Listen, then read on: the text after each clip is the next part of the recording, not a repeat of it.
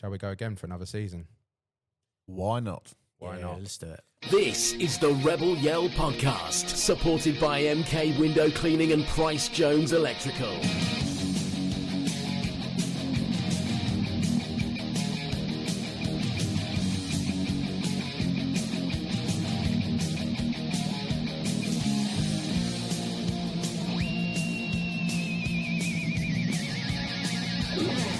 Well, that's a bit rock and roll, isn't it?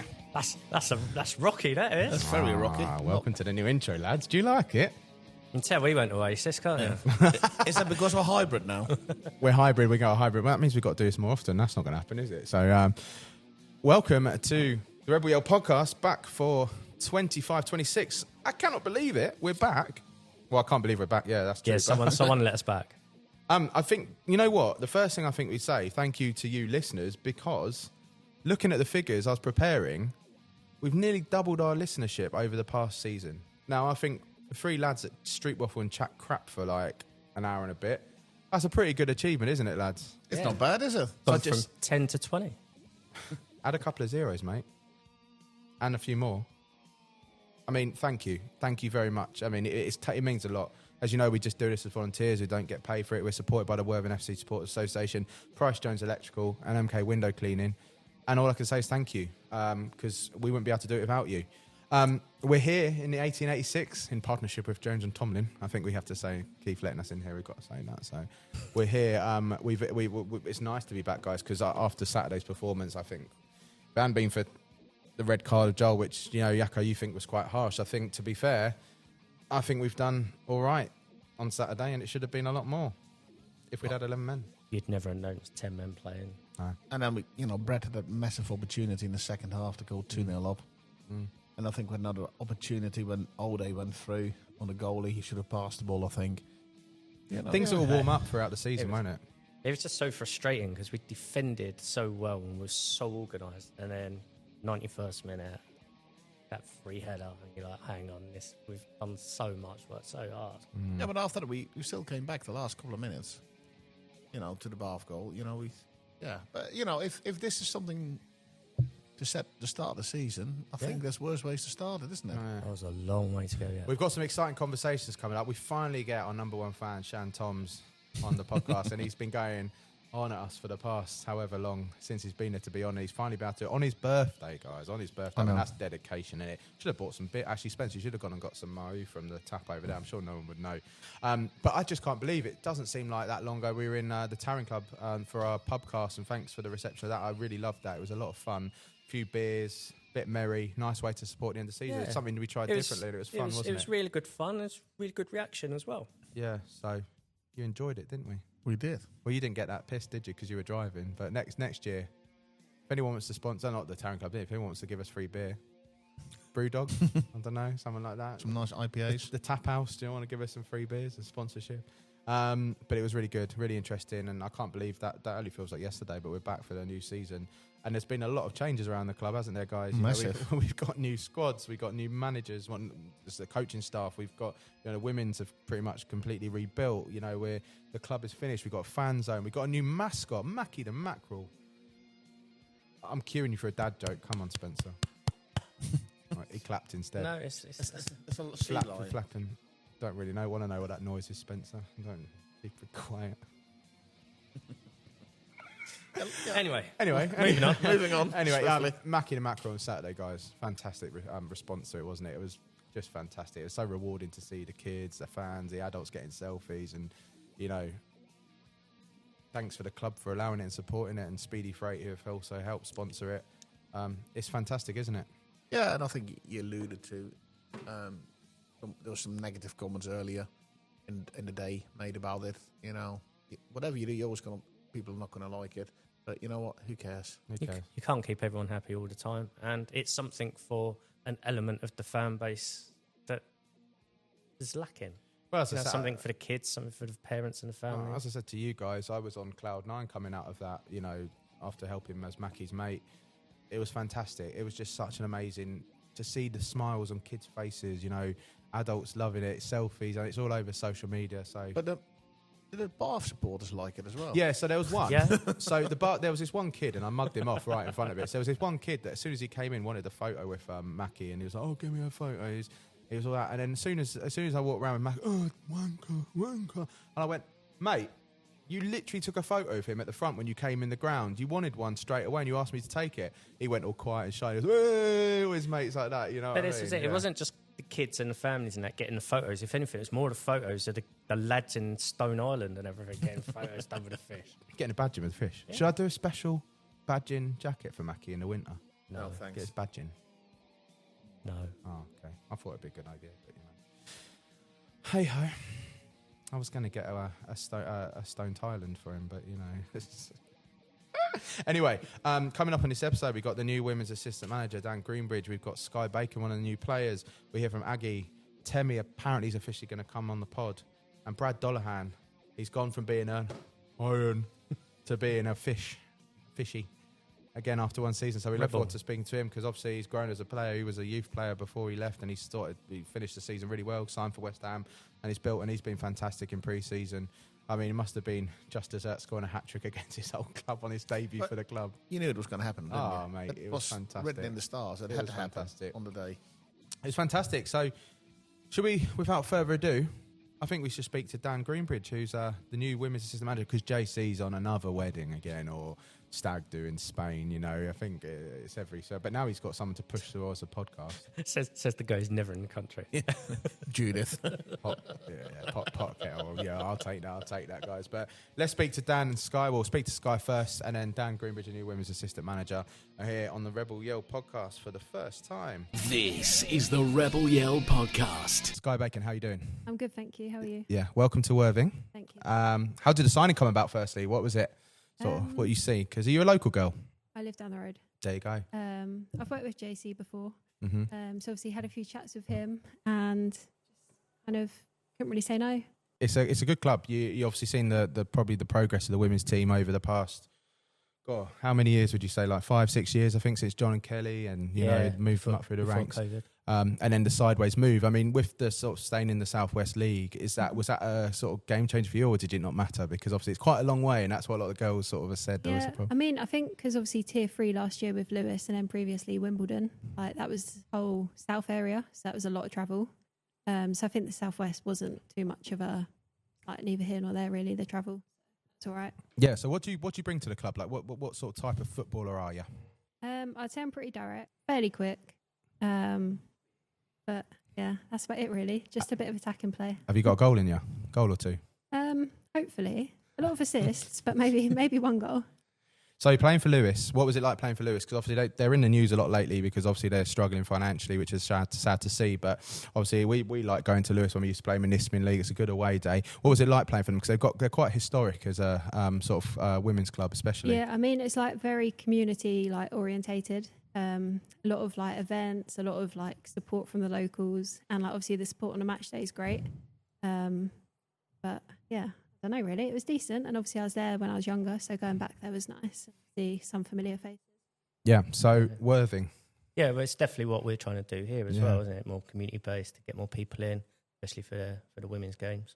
Yeah, and it must be a sort of pull to have the academy now as well, because that's a huge big thing. We've been saying it should be here for years, and now it's amazing because obviously, again, what did the Lionesses do in the summer? They won the Euros, and there's a big following, and it's only going to get bigger if you have starting from the bottom. And we know from speaking to girls over the years, don't we, guys, that there's never the same opportunities for young girls to get. They have to play with boys, and obviously different bodies, different type of football, different physicality. Yeah, it must be really rewarding and promising to see that. Yeah, I think so as well. Like especially like I started playing when I was like 14, so it's quite late compared to some. But obviously the transition trying to go from like reserve team football jumping into senior football is massive. Yeah.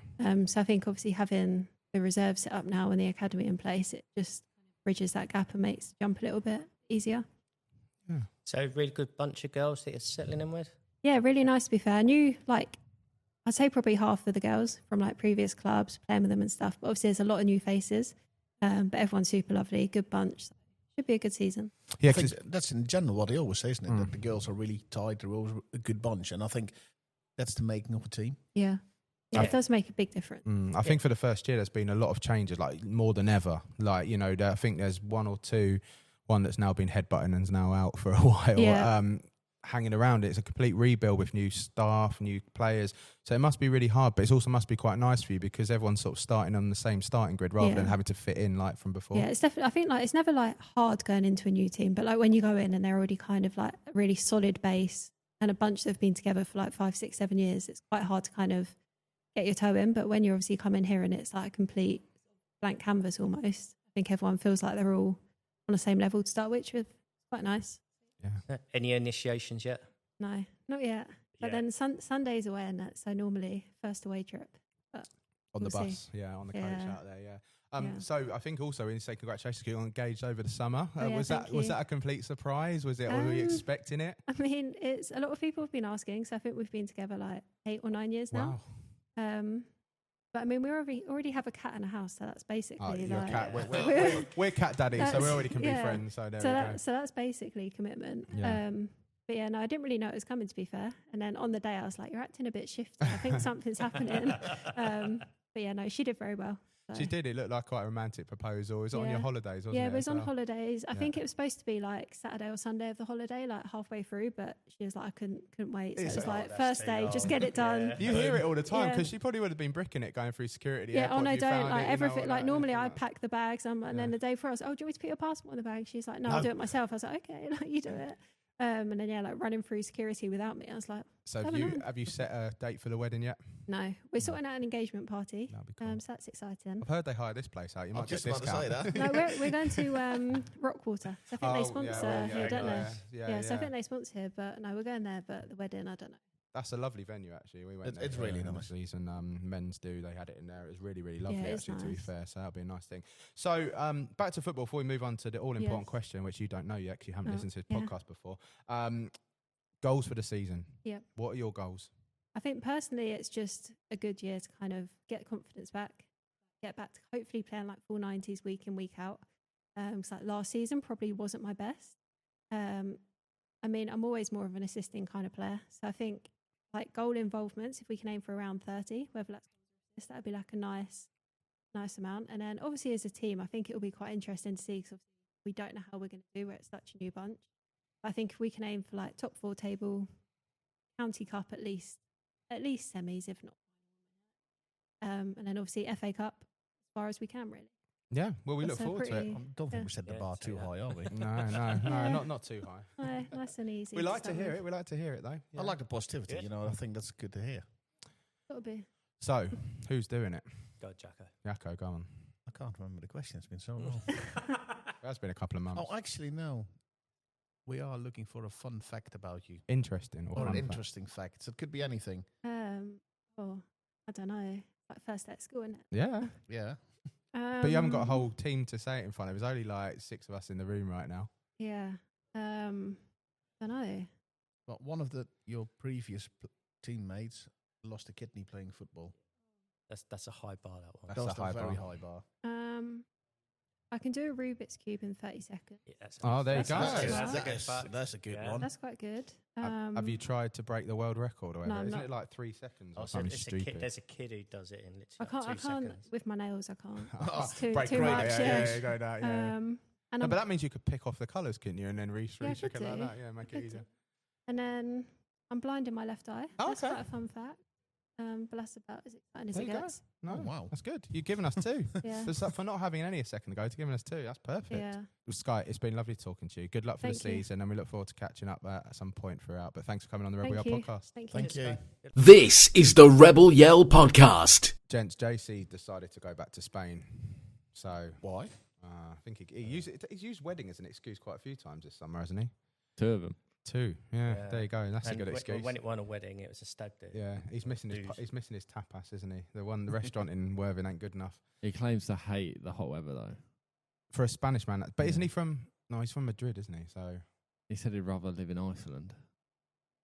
for a Spanish The, man, the that's- country or the supermarket? well, he could go in there in Worthing, couldn't he? Anyway, the mystery voice you're hearing in the background is the new women's assistant manager, Dan Groombridge. how do you say it? Groombridge put together. Yeah, So that's it. Groombridge Welcome put to the together. Rebel Yell podcast. I don't know if this is complete strange to you or you've listened to us in the past. Say yes. Say yes.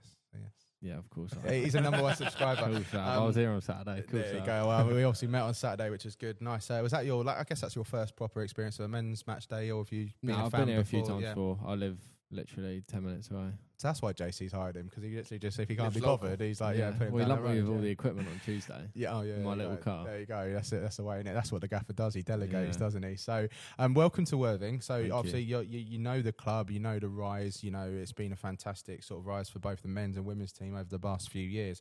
When the opportunity came, how did it come about? You know, were you known by JC, or was it an application process? Yeah, there was an application process, and I had a couple of calls with them, with Nath, with Shan. They were all on a Zoom call.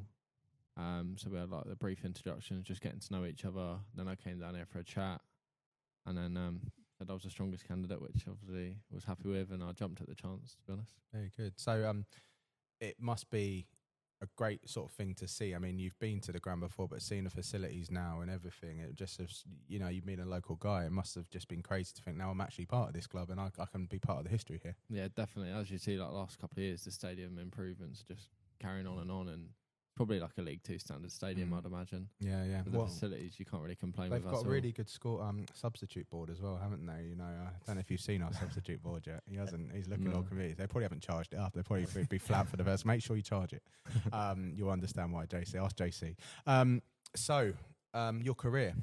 What's it been like? Is this your first time in the women's game? Have you been around the women's game before? Been around a little bit. So I'm from Kent, and I started coaching kind of kids, and then I didn't really know what I wanted to do as a job, and then I found a university course doing football coaching, so I moved down to Chichester, did football coaching there, ended up coaching the women's university team, Chichester women's team, then at Selsey for a little bit, and then I was down at Pompey under 23s, and now I'm here.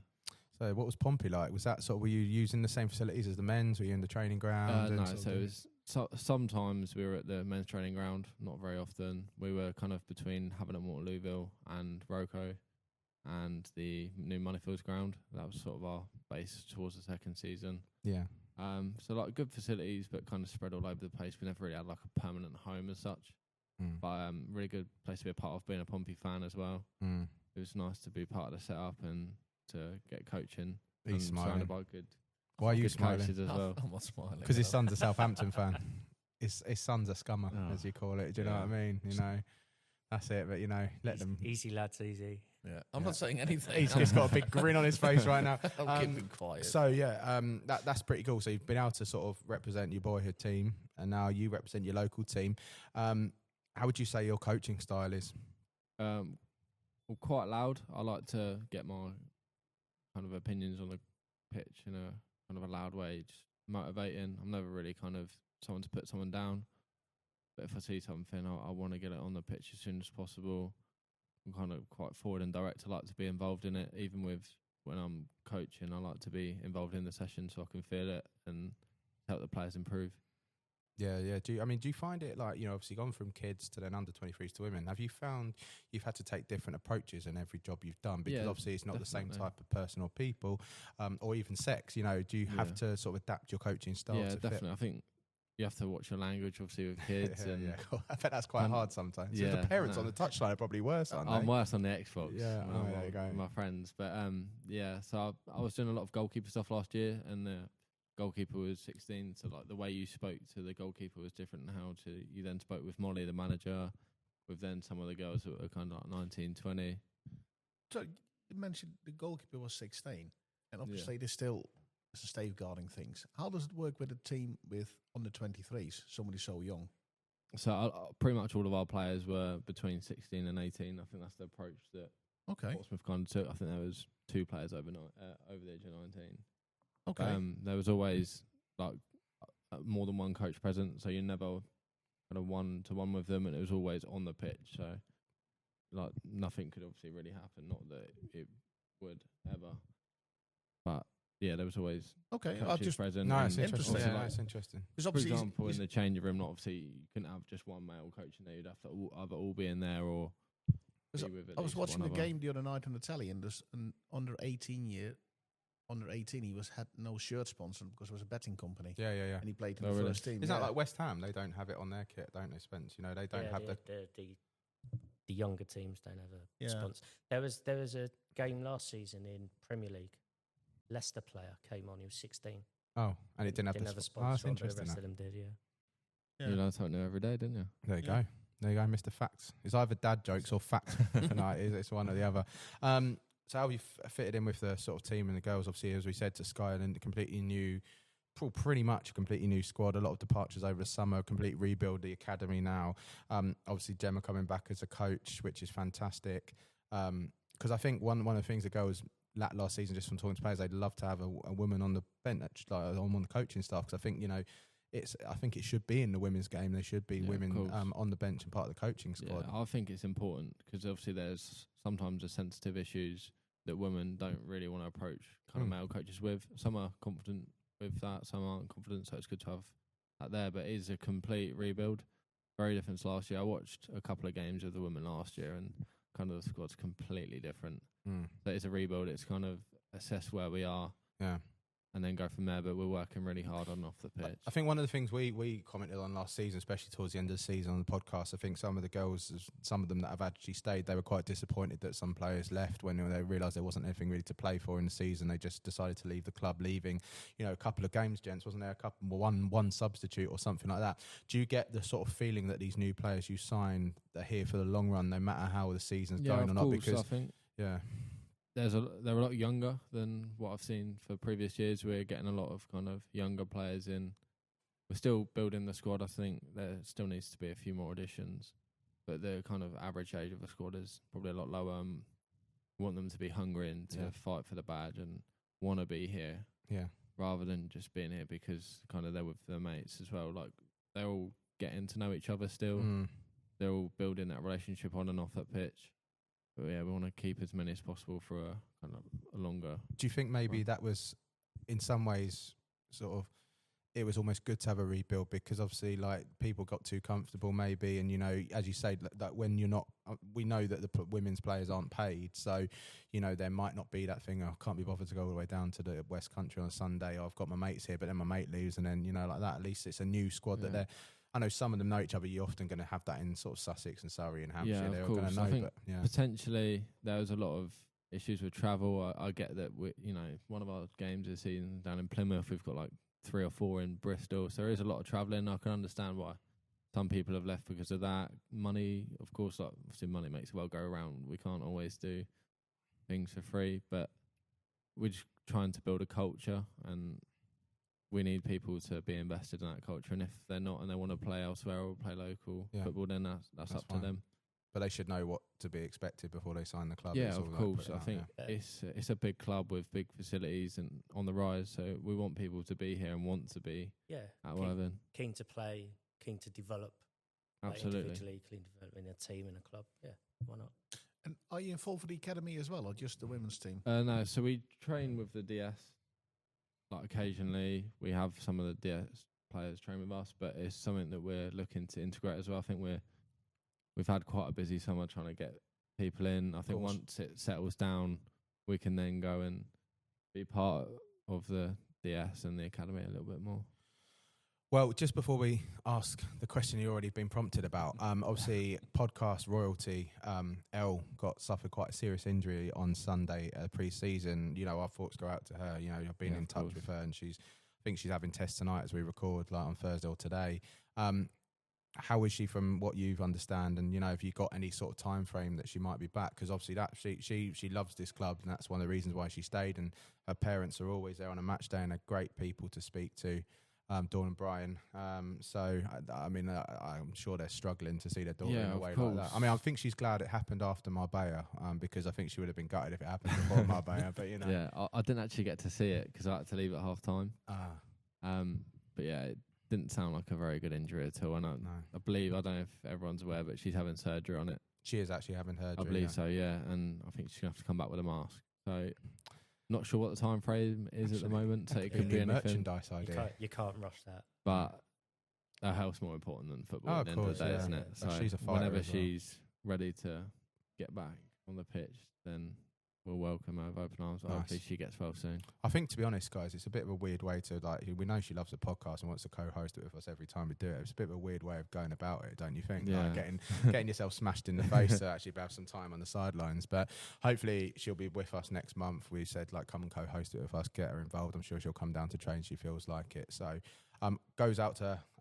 Hope you get better soon. But I think she'll be more gutted about the kit launch as well. oh god, yeah, God, she was the one that's telling me she's been begging Jude to like hurry up and get a kit launch and like things like that. She'd be, you know, the pout and everything like that. You know, she's our new Dan Lowe, Dan Rowe, isn't she? With the We're Next t-shirts we do and stuff like that. But she was gutted about the Mackie launch because we were meant to have her with the Mackie launch as well. But she could still be the Mackie on a match day. Yeah. Actually, yeah, but I mean, vision out of one eye covered, it might be a little bit hard. You know, that would be, true. we'll have to get a walking stick for her or something like Mackie's that. mate. Mackie's mate for the day. So, Spencer, your turn to ask.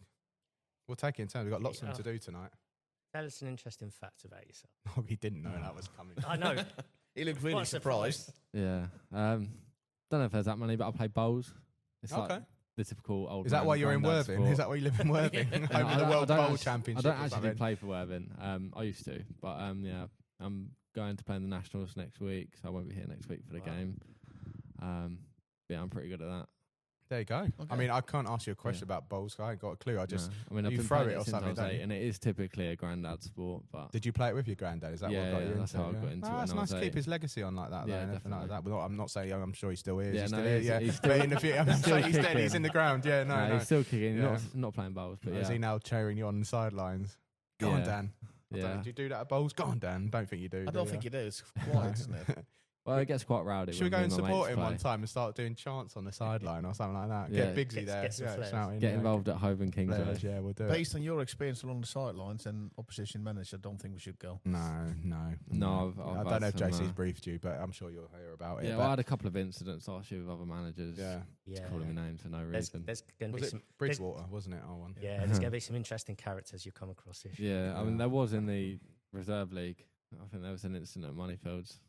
I won't name or shame, but I Called some think expletives. Jacco started it with the Bridgewater manager because he just said he agreed with him.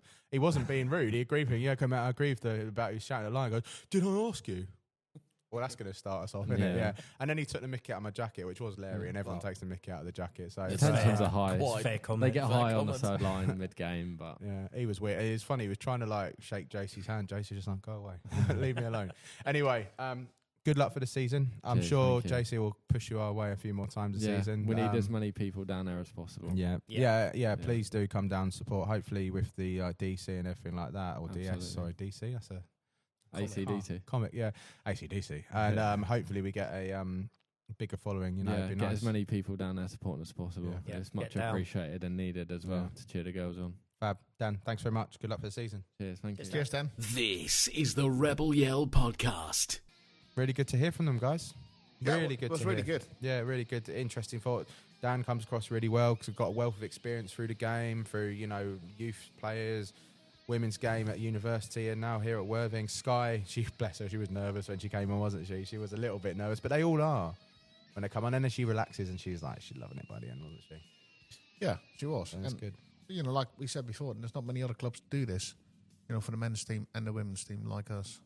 Yeah, it's true. And, you know, it's a new thing and it's something we love doing, we enjoy doing.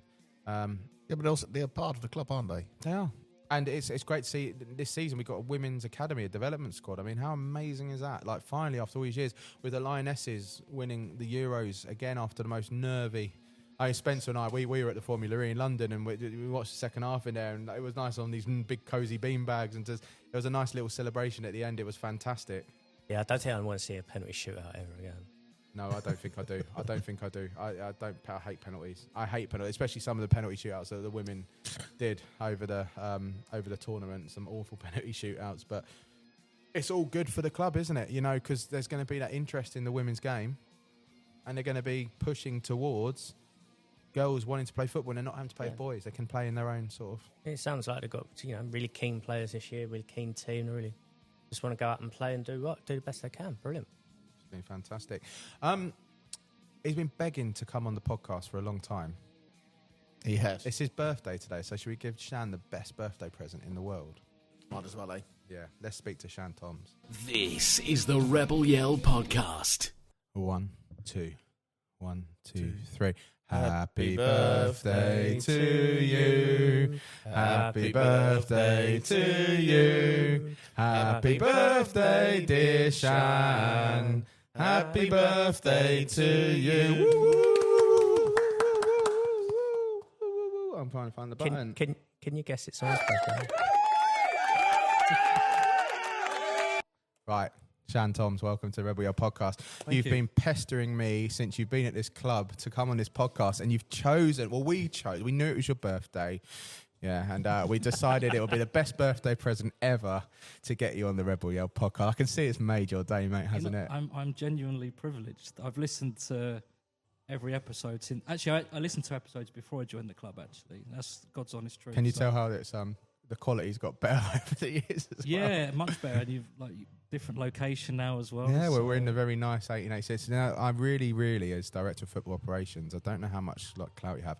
I could see a nice little podcast studio built there. You know, a nice little egg things on the wall. Is there a little bit left of the budget for us? That's Keith and George. Actually, Keith let us in here this time, so I think we'll take that. We'll take that. We'll take that's all the Keith wins. and George question. If we can stay in here for the rest of the season, I'll be more than happy because it's that bar when they come in after training, you can't even hear each other. So, so you've been in the role for your director of football operations. Yeah. You're still not moved down to the sunny south coast because you're an Essex boy, aren't you? Yeah. Yeah. You know what? I it's something I've thought about a fair bit, to be honest. The commute can be quite tricky, and unfortunately, the club have, over the last year, they've really supported me. I stayed down quite a bit. I also formed a nice car school last year with Hagee, Nashi, and were you in that car? Yeah. So we had some really fun journeys. It's a bit lonely now in that car. Isn't it? Yeah. It's just me now. Not even Temi anymore. Well, no, Temi travels in with Chucks. Got ya. Obviously, because they're in every day now. It's a bit tricky for me to join them. But, so you can listen to the podcast then, can't you? We'll have to maybe make it weekly for him, like some special bits or something. Brilliant. Like I can listen to it on the car. Yeah, so that's a good thing. I drive up to work on the M25, and it's like it's great time to listen to podcasts. You don't really have the time otherwise, do you? But so one question is, and please don't take offence for this, what do you actually do? Because it's never been sort of like, I don't think the club have ever. We know you're director of football operations, but that's quite a broad title. It's like, broad, what is your actual role here? Because I don't think really we've ever had a sort of interview with you or like a big in detail article. So tell us what your role is. Yeah, so in a nutshell, I came in to support Nath. I work heavily with Nath on strategy, but my focus is more on operations and the logistics side of the football aspect to the football club. Yeah, if that makes sense. Yeah, and obviously we've migrated into a hybrid model over the summer. All of our playing squad are now on contracts, which is a new thing for the football club. Yeah. We have players that some players are on 2-year contracts. We've got players that have got options in their contracts.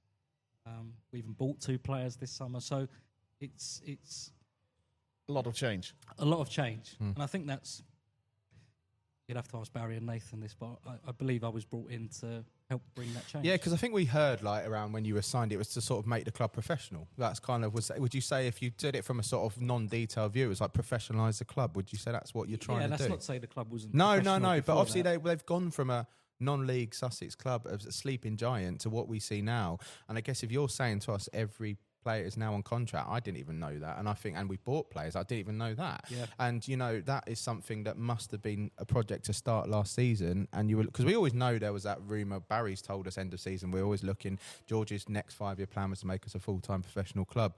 Hybrid's the next step. Yeah, well, we had lots of philosophical conversations last season about what we wanted the model to look like for this season, whether National League or National League South. And one of the things Nathan and I did very early on was we actually went and met with 4 or 5 other clubs at step 1 and step 2 to understand, what models that they occupy, because you hear lots of rumours. People do 2 mornings, 1 evening, 2 mornings, 2 evenings, pure full time. And actually, when we met with these 5 football clubs, all of their models were completely different. Well, every club's going to have a different model that suits their club, because it's an individual situation, the setup of the club, the players. Yeah. Absolutely. So we had lots of conversations last year about what this season would look like, whether step 1 or step 2. I think we then made the conscious decision that let's not actually rubber stamp what we want a model to look like. Let's let the recruitment dictate. We wanted it to be a smooth transition. There are teams in our league this season, as we were talking before we came on air, that have almost completely started from scratch. It feels like we didn't want to do that. That we felt that wasn't going to give us the best opportunity to go again after last season's.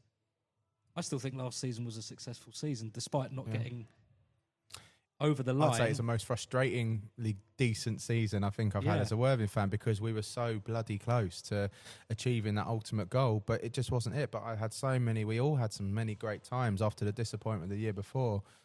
And what could happen this year, mate? Look at that. You've got contracted players, you've got full-time players. You've got that's what Aggie wanted.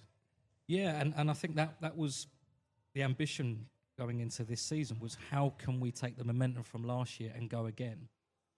And when we analysed, if you look at the top 7 teams last season, we were the only part-time team in that top 7. I thought Truro were part-time as well. Because I spoke to somebody on the podcast and he said they're not full-time, not even hybrids. I don't think they were full-time, but I think they did have more contact time than we did. I want to go by what it's because there's nothing going on down in the southwest, mate. That's why they've got something to do. But then you look at this season and the teams that have dropped down. Yeah. And obviously teams like Chelmsford have migrated to full-time. We felt the best opportunity for us to build on last season was to have more contact time. Do you drive past Chelmsford and flip them the bird every time you go past? I mean, I don't drive past Chelmsford.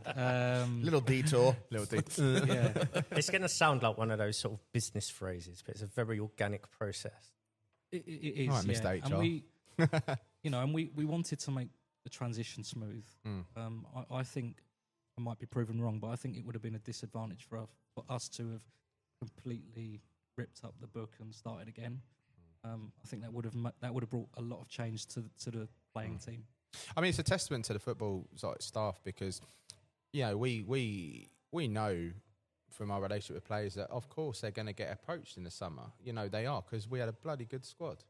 Yeah, and some have departed for pastures new, pastures higher, same sort of level, closer to home.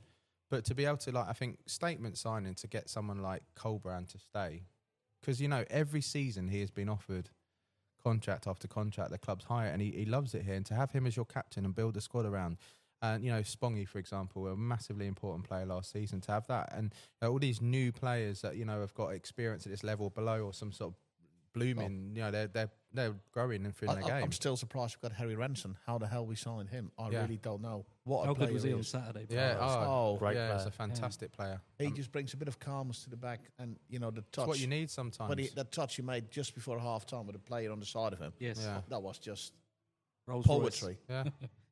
Yeah. So it came to fruition on Saturday. We had a 1-1 draw, a first sort of proper lookout, because pre-season. You can't ever judge it. When you're splitting half the teams at half time, 3/4 of the way through, you're never going to get those results. I don't think it was a bad pre-season, but we all hate pre-seasons. We just want it to start. I'm sure it's the same for you guys. We just want it. You've got to do pre-season to practice, train, set pieces, all that lot. But it was so fantastic to be back on Saturday. As the operations, did you like our new mascot, Mackie? Do you know what? I actually wasn't here. Were you not? In Spain, another one. Another one. If JC's out there, he's left him out there. Yeah, that's right. But I got to watch the game in retrospectively, and it seemed like the mascot went down really well. It did, and I've seen loads of pictures on social media of kids, and so look, what one of the things that I love about the football club and what drew my interest 15 months ago was it's an ever evolving football club. There's always new things. We're always trying to grow the fan base. We're always trying to professionalise it more. And, the mascot is just another one of those things, really. It is. We don't stand still. Every game you come, it's like, that's new, that's new, that's changed. I mean, but the thing is I'll personally say, in the morning there was a bit of backlash about the mascot from certain people on the internet, which is always the way. They sit behind it. And I was a little bit nervous going into it. But as soon as... literally Mackie, I brought Mackie out, so I was Mackie's mate at the weekend. We'll talk about Mackie's mate later. But as soon as I came out and it was Charlotte, I think, or I think it was her son or one of the kids. He comes running over, the most beaming smile on his face, and I was like, you know what? Sod the haters, whatever. I think that is the most amazing thing. And it was even, as Nat said in the committee, she said, I think there was more adults taking selfies and everything. I think it was just, it's not many of it. I mean, I know when we went to Weymouth, Spencer absolutely loved the mascot. He got a selfie straight away when we saw it. And I just think it's that extra bit for the community. Like, it's just going to, people talk about it, it's going to be posted online by people. And people, oh, where's that? Oh, Irving. Oh, that's quite cool. And I just thought, you know, like, I came off that on cloud nine because I just think it was received, and we planned it all summer. How's it going to come out as a committee? We sort of think, will it be well liked? Will it be well? See, obviously a mascot's going to look a bit silly because that's what the whole point of them. But I think, you know, the club, it's just going to be another aspect of the club on the match day that's going to be fantastic, and people will talk about it, and that's what we want to ultimately do here. I agree, and correct me if I'm wrong, but I think we had the second highest attendance in the division. Yeah. And in the middle of summer holidays and stuff, that's crazy, isn't it? You know, and it's only, no offence to them, but it's only against Bath City. Do you know what I mean? It's like, it's not like one of the big wigs or something like that. Bath's also not a local team. Exactly. And they brought a fair enough for people. And only, it was Torquay that outshone us on the attendance. So just shows you the direction the club's going in. You know, I'm really excited for what the future holds for the football club. So are we. You know, I often think, we always say it's quite nice to have a break from football in the summer, but then you get to a point where like, I really want it to come back. I want it to come back. And it's back, and I'm looking at that team on Saturday, and I'm quietly confident that we're going to be up there again. You know, we said it last year, didn't we, lads, at the beginning of the season? I think, this is going to be a rebuild, new manager, new squad, everything like that. And look where we finished.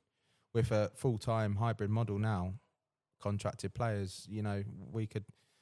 I don't want to do the playoffs again. I can't face the playoffs again. But with it only being one champion and one thing, it's going to be a good chance it will be.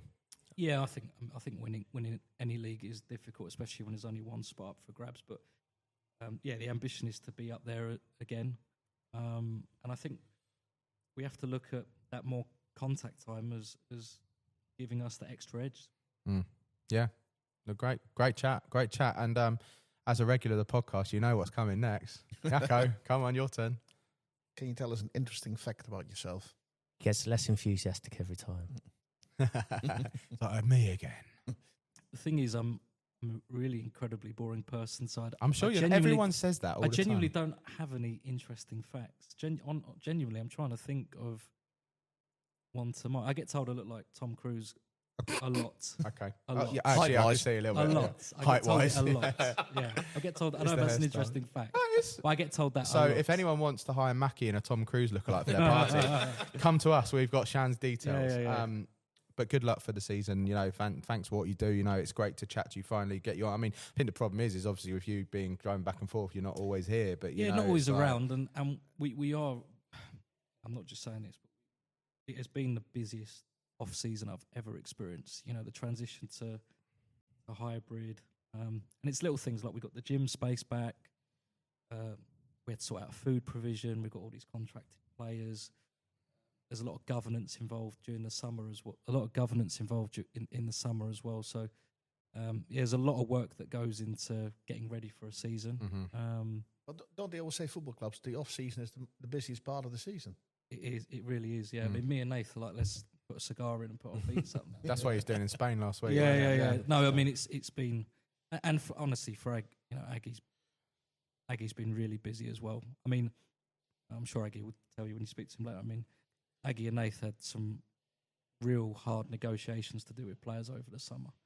They have done so well to put this squad together. Yeah, they deserve a lot of credit for that. And credit where credit's due. We look forward to seeing the fruits of their labour over the coming months. But Shan, thank you so much for taking your time. You. Happy birthday once again. Go have a couple of beers down in your lovely Seaview apartment, hotel room. And we'll see you soon, mate. Cheers, gents. Cheers, mate. Cheers, thank you. I pressed the wrong button. This is the Rebel Yell Podcast. It's a birthday present. Who wouldn't want that as a present, guys? Spending it with us. And he's our number one fan, subscriber and everything. He listens to it on his journeys from Essex. I quite like that, to be fair. It's good. At least we don't bore him so much. Yeah. Didn't even have a beer or anything. Well, I said, Spencer, you should have gone to the Mau tap and poured a few pints out. I mean, he's directed a football post. You said, come on, here's a bottle of champagne. Let's celebrate my birthday. Why not? Yeah, but, you know, it's great. It's great that, you know, we have a fan. At least one fan. Only fan. Not Bonnie Blue. Episode 1. You can tell we're unpracticed at this. You know what I mean? They're queuing round the block. What's that? What's that queue? We are setting records. We're doubling our amount of. We're in the thousands of people that actually listen to us. So it could be the Bonnie Blue podcast. I need to stop this before they ban us on the 1886 lounge. Just so you could do it somewhere else. Anyway, right.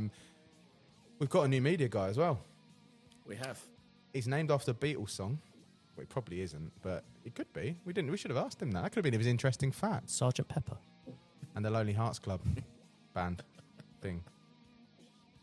Jude. Let's speak to Jude. This is the Rebel Yell podcast. Hey, Jude. No? Deary me. Never Oh had my that before, God. ever, have you? Ever. Only once or twice. Ever. Once or twice Take before. a sad song. Take a sad And podcast make it and make it better. better. Anyway, Is this recording? Yeah, This it is gold. recording. Hello. This is absolute Hey, gold. you have listened to our podcast, Of haven't course you? I have, of Yes, course I yes, exactly. You know we chat an absolute load of beep on there, don't we? So, anyway, Jude Deedigan. Correct. I got Well it done. right. I'm Got done it in well one. for things. Welcome to Worthing Football Club. Welcome to the Rebel Yell podcast. Thank you. I might as well say, explain who you are and why you're on the podcast and what you're doing at Worthing, mate. Yeah, well, I'm on it. So He I'm just Jude. randomly walked in every- from the yeah, street. I'm Yeah. just a stranger everyone off the listening is street. like, who's this guy? Is it the new signing? Yeah, he's a I new wish. sign exclusive to us. I'm Jude. I'm the new media and content manager here at Worthing Football Club. I've been here, started at the start of June. It's been about 2 or so months now. Yeah, that's pretty much it. If you might have heard my voice on the commentary, I'll be doing all the social media updates and all the signing announcements, all that sort of stuff. So, yeah, good to be here. Been hosting Peter Crouch. Been posting the commercial event with Peter Crouch. Thanks for that. Yeah. So loads of cool, fun stuff that just comes as part of the package as working at Worthing Football Club. Because as you guys know, it's a club on the rise, and you get a lot of cool opportunities with a lot of cool people. So yeah, pleasure to be here. Pleasure to be on this podcast. I mean, I think it's crazy to think when we had Jack on here, Jack, your Jack Williams, your former, who you replaced, predecessor. basically your Yeah, yeah. predecessor. He joined the week that Hinch left the club. I mean, you couldn't ask for so I'm glad that you've got through it without a manager leaving, Bit like of because that stability would have this been, time. you know, I mean, welcome to Worthing. Oh, your manager's leaving. Oh God. But it's I think you've joined at a time that's like completely different from when Jack joined. I mean, we're sitting here in the 1886 lounge. In partnership with Ooh, Jones look and at Tomlin us. now, as you say, and we've got a new stand that's completely finished, that's tarmacked out the back. We've got a new food hall. You got, you know, a reception area. You got new gates, which I Fan need to zone. ask why the gates. Where's a big famous WFC gates gone? Are they in George's Garden by any chance? I believe they're coming back at some Oh, they're point, coming back. hopefully, I'd like to think because yeah. they're quite iconic. You know, like football Yeah, grounds. They yeah, have yeah. it. They've obviously been here 100%. for years. Oh, that's good to know. So what brought you to Worthing? Obviously, you would an application for us because I know you worked for another non-league club before, didn't you? I did indeed. I was at Chester FC, who are playing National League North. So yeah, I'm initially from Eastbourne. Don't hold that against me. It's fine, mate. It's fine. It's all good. I went to uni up north in Preston, and yeah, so basically I graduated a few months ago. This opportunity came up about 6 months ago when Jack was leaving, and fortunately enough, I did a few interviews, and yeah, it all went well. And yeah, now here I am. So were you looking to stay in football? Like, 'cause obviously Jack's gone to do cricket. Obviously media, you don't do it a specialty in football. You work for Chester. Yeah, Were you hoping it to be a football club? yeah. I'm Yeah. definitely very football oriented. Yeah.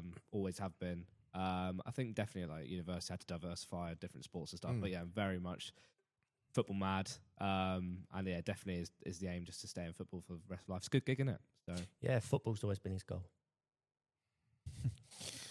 Oh my god.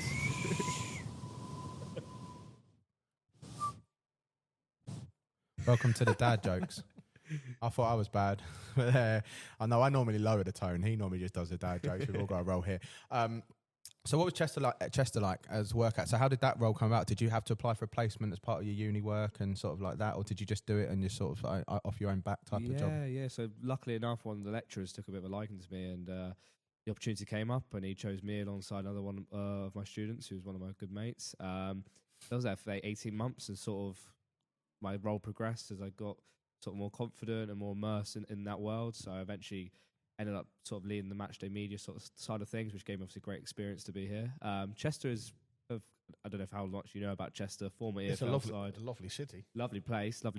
A very sort of a football club with rich history. A lot of notable players you'll know have played for Chester. Were they a reformed club, Chester? They are, yeah. So they used to be they Chester are, City. Yeah. They went bust in 2010, and they came back to Phoenix Club, and they've been in National League North now for about 5-6 years. Of course, it's very hard to get out of this division, as we know, as we've come familiar with. So, got to play a final last year, so similar sort of level to Worthing. You know the pain we felt the year before, don't you? Absolutely, Yeah. absolutely. 'Cause that would have been the cherry on the top of the cake, wouldn't it, for you leaving and moving on? Like, 100%, you know, it would have been 100%. amazing. But obviously, at the time, I knew I was joining Worthing as well, so it's kind of like had my eyes on both playoff sort of campaigns, so it was almost double whammy sort of disappointment. But could have got a half and half scarf, couldn't he? Like, oh god, don't believe in them. Don't believe in them at no. all.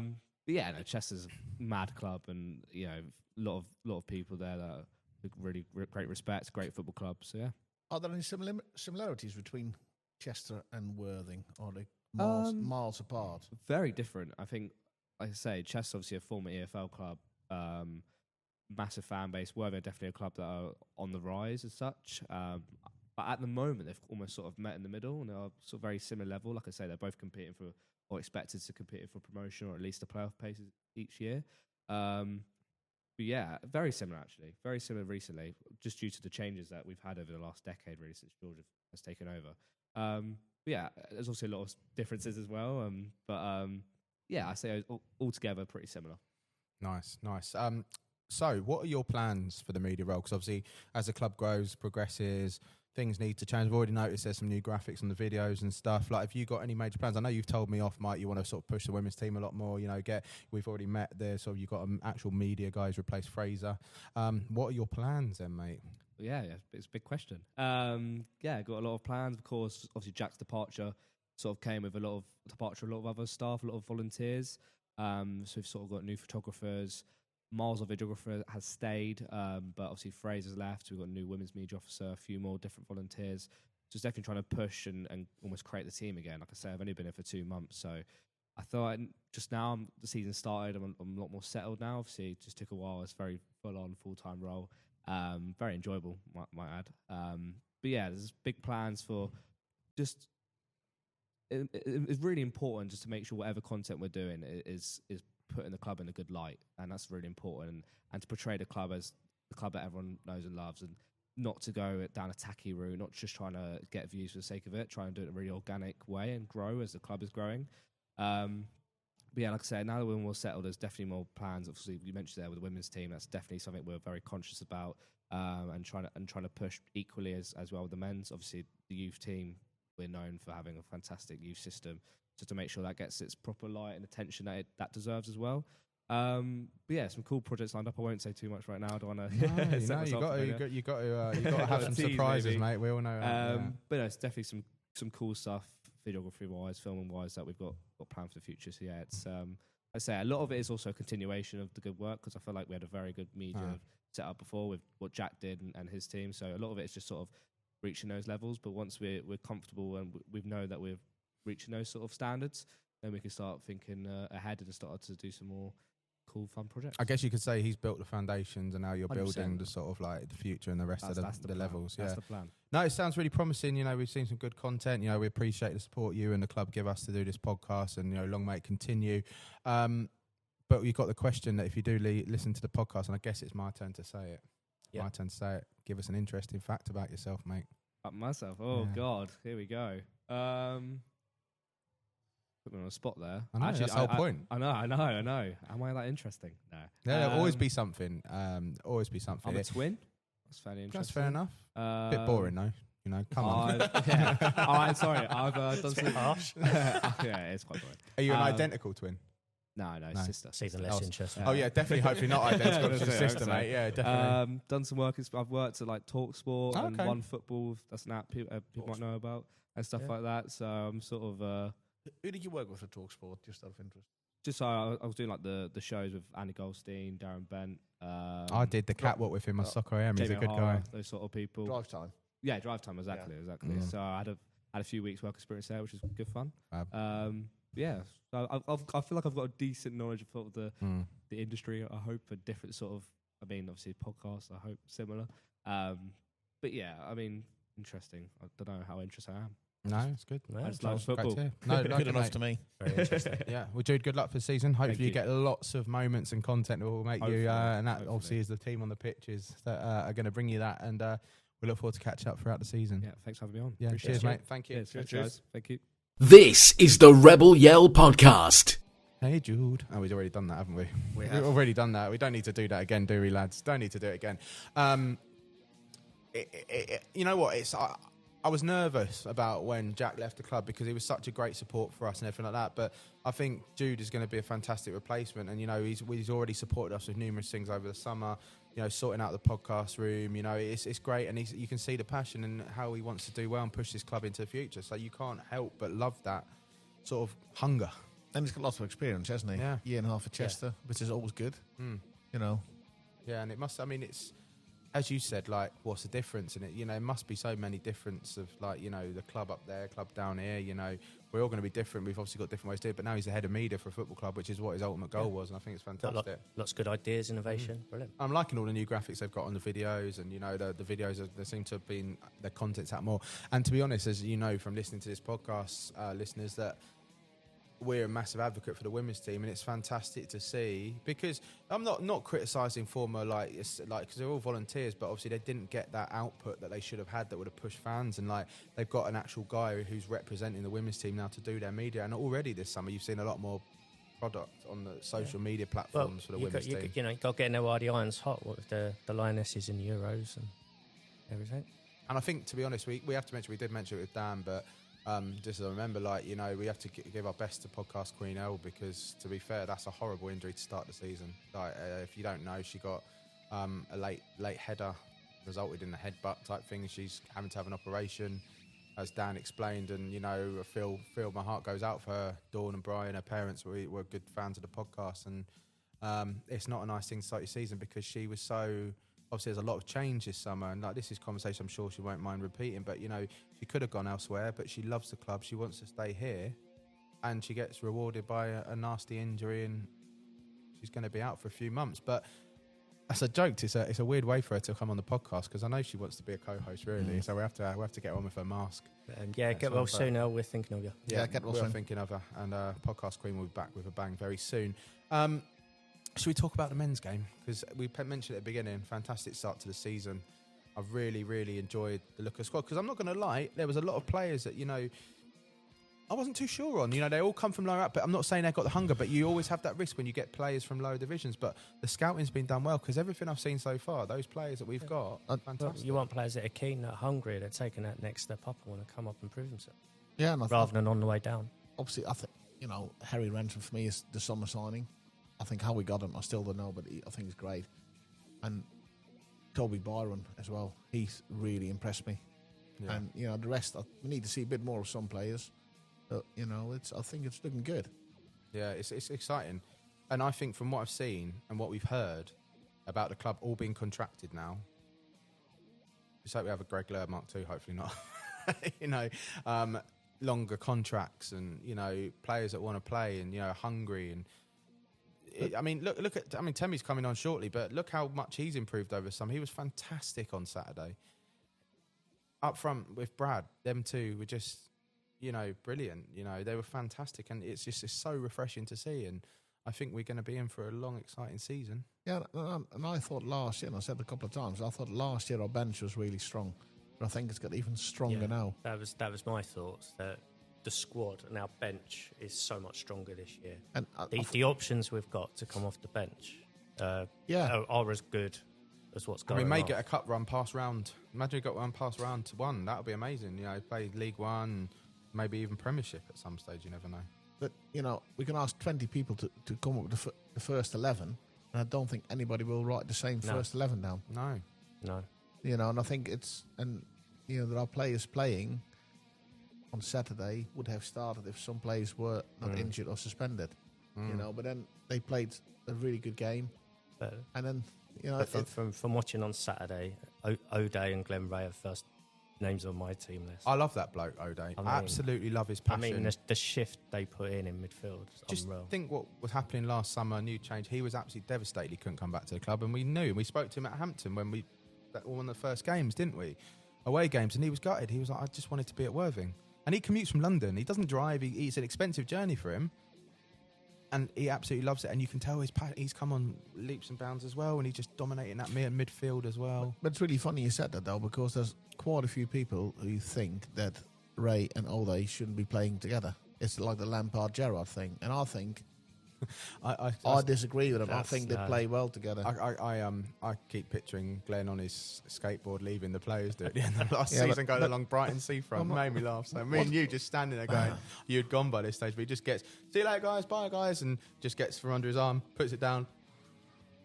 See you later, Glenn. He's a free spirit. He's a free spirit, but he's wearing Skechers. He's got a man bun now. You love Skechers. You're literally obsessed with Skechers. I bet you, if it had been, what was his name that did it? Joe Partington. If he had been Nike or something, he probably would have been all over Nike. He's got Jamie Redknapp up on his wall. Yeah, he loves it. With his slip-ins. Oh, did you not see him? He's first in the queue at the Skechers outlet in Portsmouth every time they get a new drop. He's like, I got Skechers shoes for work. I got Skechers trainers. I got the slip-on ones. He's probably got the one with air tags in for Jack, so he knows where Jack is. To be honest, have you seen them? No. Yeah, you can put an air tag in them now. They've just launched them in America, so I'm sure they'll be here soon. You can put an air tag in the shoe for kids. It's a good idea to know where your kids are, but it's also... No.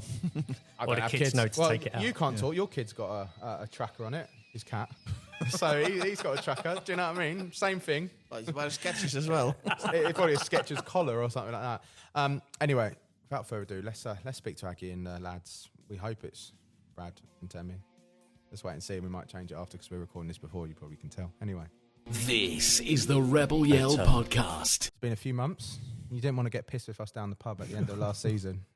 Disappointed, mate. I was hoping we could really... escape that one. You escaped it. You sent Stu down instead. Yeah. And he doesn't even drink. Upgrade on me, to be fair. No, don't be silly. Welcome back. And it's really nice to see you back here because we saw how much it hurt you at the end of last season. But we were obviously at the players do, and we could see when Barry was talking, we could see the pain going through yourself, and it was still hurting. It was still raw 2 weeks later after it, and I know you said your famous words at the beginning of the season, we're going up. That was your determination, and we just fell ultimately too short. But it was really nice that day we did the podcast, guys, that literally there were rumours, and Jacco, you saw there were rumours you were leaving, possibly for Eastbourne. And then the news got brought out that you're staying and that you signed an extension contract, which I think is just the best ultimate goal, because I know you wanted to be part of this future. That's why you joined the club in the first place. And to actually see that written down in paper form was fantastic. So welcome back for your extended contract. As we put that meme out, you ain't effing leaving, as that. It's a good one. It was all right, that one. I like that one. I'm a bit silly on the internet, but I thought that would be quite good. But how's your summer been? Did you have, because we've spoken to Shan and he said the club had been so busy this off-season now, so we were a hybrid model. We got a lot of full-time players now. Have you had a chance? I think you went with your wife and kids on holiday at the beginning of the summer, wasn't it? It was just after that announcement, Egypt. was it? Was Egypt, yeah. Went with my wife's mum and dad. When did we go? I literally just turned up to the airport, to be honest. Where are we going? Where are we going? Yeah. Have you got your passport? Yeah, right. No, even she had my passport, to be fair. So, went to Egypt. I think it was towards the back end of May, I think. Nice time. Early June. Really nice. Did you turn your phone off and actually relax? Was it? Did your wife say put that bloody phone down? No, she knows what she signed up for. Yeah, to be fair, I guess, yeah. To be fair, it was all right. I'd left the phone in the room and then locked in the safe. Yeah, and then every evening just sort of come back to news from Nath and the ridiculous sums of money that every footballer wants these days. So via their agent, but yeah, no, all good. Really nice time away, but equally managed to keep sort of ticking off bits and pieces in terms of work, etc. I can imagine. You've had a fair rebuild, I'd say, because there were some departures, some big names left the club for the summer. And fair play to them. It's what expected at this level of football. They're not going to be around for years if they progress, and that's what we love to see as a non-league club. But I think it's fair to say, from what we saw on Saturday, we can all agree that you've built a pretty decent squad, mate. Yeah. We just need to find the best partnerships, relationships on the pitch. We're still not there yet. There were some good bits on Saturday. There was some not so good bits. yeah, I mean, when I compare us to where we were at this time last year, we're a lot further down the line. And more importantly, sort of comparing us towards the back end of last year, where I thought we were decent. I don't think we're a million miles away from that. I think there's some elements of what we're doing now, which is a big improvement, but there's equally some bits where we're not quite where we were. But no, in the main, we're pretty happy, but we're not. We're still not sure on our best team. If I'm being honest. Is that because you got so many good players now? I think it's a combination of things because we've got a really good group, but then equally we need a few more to grab the ball by the horns and sort of make a position their own. It's a bit like Temi did towards the back end of last year, where he sort of was the man up there, and it was plus him or Nashi or Mo. We haven't really seen that this season so far in terms of performances being that good where you go, well, they've got to play, other than maybe Harry Ransom. Other than that, I think it's up for grabs, to be fair. How did you get to sign him? That is, for me, the summer signing. He is class. Yeah, he's a really good player. I'm fortunate that I've known him for a long time. We tried to sign him last year. And I think we're fortunate that others have maybe not got the best out of him. And we're sort of cashing in on that. And I think he could. I think he's a Football League player. I think he's playing at least 2 leagues below. Don't say that. Shush. Yeah. Don't say that. Don't worry, he's on a good contract. Okay, good. Yeah. But yeah, so I think, as I said, he's sort of playing levels below what he can, and we just need to,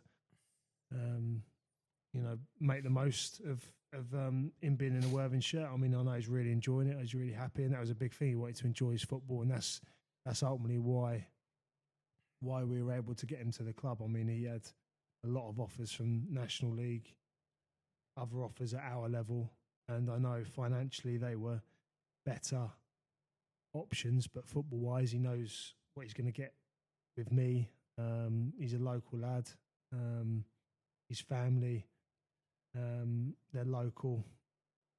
They've come and watched Worthing before he was even here as a player, so they all know what they're signed up for football-wise. So it was a really, really positive addition. I guess that's a testament to what you and the staff are building here, because, one thing I found last week when we came in to do the launch of Mackie and stuff is that it's so weird seeing players here on a Friday afternoon, I was like, what's going on? And now that's a normal sight for you. And, it must be nice, because I know you've had coaching experience at Stevenage. Was it Stevenage, wasn't it, before? Yeah. That's obviously full-time. But to be in charge of your own club for the first time, that's pretty much full-time now, is something you wanted, as you said to us plenty of times last season. Something I think you were worried about if we didn't get, we might not attract the calibre of players we've got. So how's it panning out? How is that model working? Is it like, it must be nice for you as a sort of young, hungry manager to sort of have that? Yeah, I mean, the contact time's a massive bonus. I think, Paul, didn't you say to us, maybe it might have been off mic or something, that you reckon if we had a couple more days a week last season, we would have easily got over the line? Well, we lost the league by a point, didn't we? So we weren't a million miles away from it. And I think you can already see with elements of the way that we're performing that we are, as I said, improved on what we were doing last year. And just from a coaching perspective, you can get so much more information into the players in over a working week, as opposed to having 90 minutes a week on the training pitch towards the back end of the year, where we're Saturday, Tuesday, and we're trying to manage a load of the players. We've now got significantly more than that. So you can then bite-size the information. You can get more information into the players and more repetition, technically, tactically. It does make a huge difference. So, it's really positive. I mean, we've got a group of players that are used to full-time football, like Nath and H, to name a couple. so their transition's been pretty seamless, whereas others who are going from part-time to full-time are still readjusting to that. But I think we're seeing that, or starting to see the benefits, definitely. 100%. So how long do you think, you say we're already seeing the benefits. In your mind, how long do you think that's going to take to really bed in for us to really see the benefits? Oh, I'm not sure. Because well, after training tonight, it feels a lot longer than what I thought before training, to be honest. I'm not. It's a bit how long's a piece of string. I think certain individuals will adjust to it a little bit quicker. So, like Temi, for example, has gone from part-time football and is very quickly.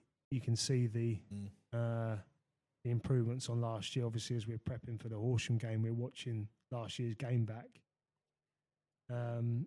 alongside what we're seeing now from Temi, and already you can see the difference is massive, which is exciting. So, whereas others, I think, maybe might take a little bit longer. And, they don't want to take too long, though, because they'll find themselves not playing. So, it's, what we do have with a really good squad is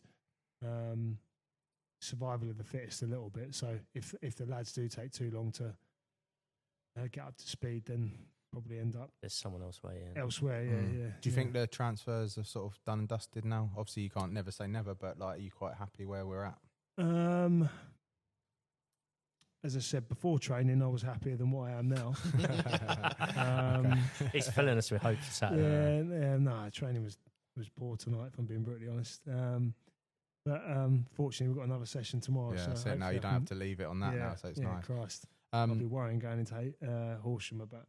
Talking about Saturday, I always found when we were in Isthmian with Horsham, they're our bloody bogey team. I seem to always get results against us. They cost us the 100 points that year. They're going to be buzzing and bouncing. Obviously, they lost their first game of the season, but it was only a narrow against big money spenders Chelmsford on Saturday. How are you preparing to go into that? 'Cause it's going to be a big Sussex derby. We like going up to Horsham. It's a nice local derby again, rather than having to go across to Eastbourne. Quite a nice friendship and rivalry between the club. How have you prepared for that, and how are you looking forward to it? To be honest, same as every game, really. We're sort of viewing, rightly or wrongly, the first few games of the season as a bit of an extension of pre-season. So, we've got Chucks, who's now back in training, who looks very good. So we need to get him up to speed because he gives us another dimension up top, especially if Temi's not on the pitch. It's another target man that we can play off, and I think that's really important because I think you saw that Saturday when Temi come off, he lost a bit of a focal point. Yeah. So to have a centre forward alternative to Temi if he blows up after an hour is really important. So we need to get minutes into him. Seems his fitness seems to have got better over the summer as well, I'd say. Temi, yeah. Well, it's just the amount of physical exposure he's got. I mean, we're sort of averaging nearly 40k a week in terms of the distance we're covering, and that's significantly more than what we were doing last year. So it's just the extra work that we're doing, which makes a big difference. And we're still obviously adapting to that. So, like I said, the first few weeks of the season will be an extension of pre-season, but equally we need to win, otherwise I'll feel a bit of heat. Yeah. But no, it's Horsham's just the same as every other. We're looking forward to it. They're a really good side. I was happy. We're quite. I mean, obviously that last game against Enfield when we saw right then they'd gone tough. I was quite buzzing for them because it's going to be weird to see a couple of the ex-players, Miles Meekums and Barker, in a Horsham shirt against the Worthing team, because obviously they went down when we went up. Yeah. So it'd be good. But we're looking forward to it. Good luck. We'll speak to you next month when that extension of pre-season finishes, hopefully. Yes, and we're riding high. But from what we've seen so far, gents, I think we can all agree that, brilliant summer, well done. Thank you. We're looking forward to seeing the just desserts and the rewards of your labour over the summer, mate. Come May. Yeah, there we go. We'll see. Cheers, Thank you. Thank you very much. Cheers, Aggie. This is the Rebel Yell podcast. Welcome back to Worthing, I should say, really. Brad Dolaghan, and welcome to Rebel Yell podcast. You're too young to appeal on the first one. We use bad language on this, mate, so we're not allowed to. Right. Do you know what I mean? I mean, Spencer he's a West Ham fan, so on the side. So he was quite happy when you went to West Ham, but also quite happy when you came back, weren't you? Yeah, more than happy. Yeah. So I think first mentioning West Ham, I mean, I know I said it to you last week, but how sweet was scoring a hat-trick on your return to the club against the club that released you a couple of weeks prior? The day after you signed. Yeah, literally. I mean, I'd been training with Worthing for like a week or two before I played in the game against Brighton, so for me it wasn't sort of like first time at Woodside, but yeah, it was a great feeling. Like West Ham was against all the boys. Oh, sorry. That's all right. all the boys were, my teammates last year. I knew all of them quite well, and some more than others, but yeah, I knew all the coaches and everything. So yeah, to score a hat-trick against them, sort of proving wrong a little bit. But yeah, I had a really tough year last year, so yeah, it was just good to get back out playing. I think, to be honest, we said I was gutted when you left because you obviously started breaking into the squad at the end of that playoff final season. We thought this has got to be the kid that replaces Ollie, because Ollie was that you were scoring natural goals like Ollie did. You know, you were getting into the positions to score those typical striker goals and the goals we needed to push up. And then, you know, we can't, I mean, to sign for West Ham, amazing. The Academy of Football, as they say, you know, and that's what you were there for. So the long-term goal was fantastic. So I'm personally sorry it hasn't worked out that way, because it must have been quite hard to, like, you know, have a year there, but also really beneficial. But then you're back at a club that loves you and what developed you as a footballer as well. Yeah, it was, as I said, like, it was tough to sort of only just have a year, but it was a great experience. Like, some of the things I did there were like, well, wasn't your first thing going out to Hong Kong on holiday? I mean, we had the playoff final against Braintree, and then 2 days later, I was in training with West Ham. Was there for a couple of days, then came back, then went back to West Ham, and then they went, fancy going to Hong Kong. I was like, all right, go on then. Tough decision. Go on. So I went to Hong Kong. I bet you regretted it when you felt the temperature out there and the mugginess. Yeah, it's mental out there. Like, it was so hot, but especially on an Astro, where the Astro attracts all the heat. I was really good out there, and then I went back in for pre-season. Really long sort of period that I was out there for. Went to Spain with them, signed me, and then kicked on from there. Did you know it was coming, the West Ham thing? Like, you had rumours that scouts have been watching you and stuff like that? To be honest, there's always rumours, but at the time I was only 19, and to be playing in the South was, I mean, something I wouldn't even imagine to be playing for the first team at that time of my career, really. But there was rumours about different clubs and everything. But West Ham, Nath Bowen called me. I was on my way to work with my dad at the time. Called me, and I was just like, "You being serious? West Ham want me in on trial?" I couldn't believe it. Yeah. Because I mean, as I said, I think we can all say, like, you left the club really good. You left playing well, scoring goals, but you've come back, and I know it's only been pre-season one game, but you know, you scored in your debut, you know, your competitive debut on Saturday, a really good, well-made goal as well. You know, the sort of, I think you said to me in the stand, that's the goals we were missing last season, just silly little goals that, like, just back the defender, turn around, hit the ball. They're the goals we sort of missed. So obviously, coming back to Worthing, was it just a no-brainer when you knew they were interested, or how did it come about? Because obviously, you released from West Ham. You know, what was the sort of background to moving back to Worthing? Because I'm sure other clubs must. You're at Wembley with Aldershot lifting the try. I mean, that must have been an experience as well. Yeah, I mean, Aldershot's something we could like be here for about an hour and a half talking about. Yeah, it was a tough time at Aldershot, to be honest with you. Should have, I think, played more. That didn't happen, but that's football. Sometimes it doesn't happen the way I want it to. But yeah, come back to Worthing. I mean, there was other clubs, but most of them were trials. And to be honest, that last 6 months at Aldershot and to do a little bit of West Ham, you lose the love for the game a little bit. And mentally, it was really, really tough for me, family as well. I had good people around me, good support around me, so I was able to stay okay. But yeah, it was really, really tough. And I think I just sat down and for whatever reason, I thought I just need to start playing football again. I know Cashy had the same as well. Just want to find the love for the game again and come back. And do you think? I know it was a negative experience for you last year, but do you think you learned from it? And I think, and you can build on it now. Looking, you know, it is tough, but some days now you can see 100%. Yeah, the end of the light of the tunnel. Yeah, the way I'd look at it is this learning opportunity for me. Obviously, went to Aldershot, playing in the National League, made a couple of appearances. Going to Wembley, obviously that's the pinnacle, and it was unbelievable. And with West Ham, I played against PSG, Benfica, Bilbao, trained with the first team quite a lot. So just those experiences in general, like, I mean, hopefully you guys agree, I'm a better player than I was when I was here the first time. So, and you've only played one competitive match in a couple of pre-season games. You've been fantastic, mate. You know, he really has. Yeah. You know, I've said it.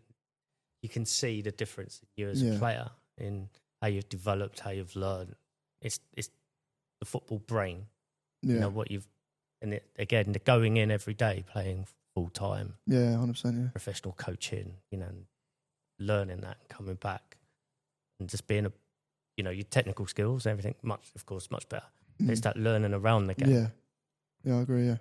Yeah, I learned a lot last year, especially with some really good coaches at West Ham. Like the likes of Mark Noble and everything, like being around the building and like. Sorry, I had at work. I work for an airline. I had the whole West Ham squad going out to New York recently, and Mark Noble's a character. Yeah, he's a good guy. He's like a proper wide boy.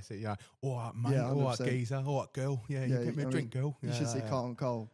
He's 10 times worse than that, but he's another lovely guy. But some great people at West Ham I've learned a lot from, especially being around the first team. Got a lot of time for them, it's so good. Anyway, I'm sorry it hasn't worked out for you then, but we couldn't care less about that because you're back with us and you're hopefully going to shoot us up the league, mate. So yeah, there we go. I'll tell it as it is. Do you know what I mean? But how have you settled in so far? Because it looks like you enjoy. As you said, you want to enjoy your football game. It looks like that's already started happening. Yeah, 100%. Yeah, I mean, I've got a few of them. I mean, actually, to be fair, there's not many boys from when I was here, but I mean, you still got the likes of Joel and Swangy. I think that's probably about it. But I mean, Aaron, I mean, he was the gaffer, wasn't he? But, he was a gaffer. Now he's back as one of your teammates. Dino as well. Dino is a great guy. I know you mentioned about getting him on here, but he's unbelievable. Even when I was at Aldershot struggling, Dino was someone who I'd speak to a lot, and he'd help me out a lot. And just not even just like on a one-to-one basis, he's just brilliant, like on the pitch, off the pitch, and I have a lot of time for Dino and. Yeah, he's a great guy. Yeah. That's good. So I think the question is, I know it's kind of you're not obviously new here. You're not new to this place, but you kind of are and you're not. But what's an interesting fact about yourself? Interesting fact about myself. Well, I'm not sure of many people, but I've been here since probably the age of 13. Yeah. So I have seen and I've watched games here when it was grass. Yeah. When the Hinch was first here. So I've been here like a long time, seen the club develop. I mean, that's not an interesting fact. No, it is. I mean, you must have looked when you came back. I mean, I don't know if you came back at all last season, but you must have looked at the place going, bloody hell, what's happened here?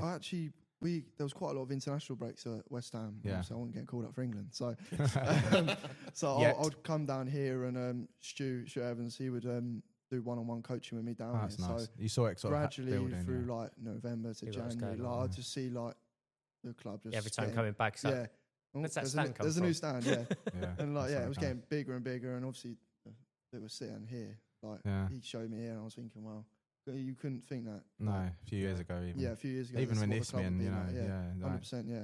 Well, I think it's fair to say we're glad to have you back, mate. So welcome Thank back. you very much. I think, to be honest, you say international call-ups, you never know. You saw what Ollie did. He got to the England Seas playing for Worthing. Yeah. So next step for you, surely. It could happen if you carry on playing the way you are. So good luck for the season. We will be rooting you, obviously. And we look forward to catching up for you. Let's see. And actually, I want to say, are you now the tunes guy in the changing room? Because when I saw you on Friday, you had the JBL big speaker. No. Has Taylor let you have that or not? No, Taylor's still I thought still he would probably fight you for it, wouldn't he? Yeah, I reckon. 100%, Taylor's the type of player to knock you I out. mean, it is his speaker. Yeah. And I mean, to be fair, Thames on the tunes quite a lot as well. I'm not agreeing with the type of music taste he's got. No, I mean, I just went in the gym on my own, did some extra stuff, so I had to bring the music in. You got to do it, mate. Silent. So if Taylor isn't here one day, it goes falls to you then probably.